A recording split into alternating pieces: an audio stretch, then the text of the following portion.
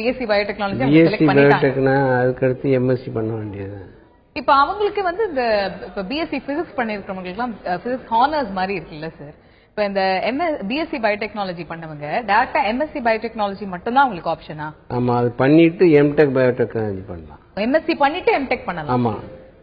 Okay, அப்ப MSc பயோடெக்னாலஜிக்கும் MTech பயோடெக்னாலஜிக்கும் பெரிய major difference என்ன சார் பார்க்க முடியும் நம்ம?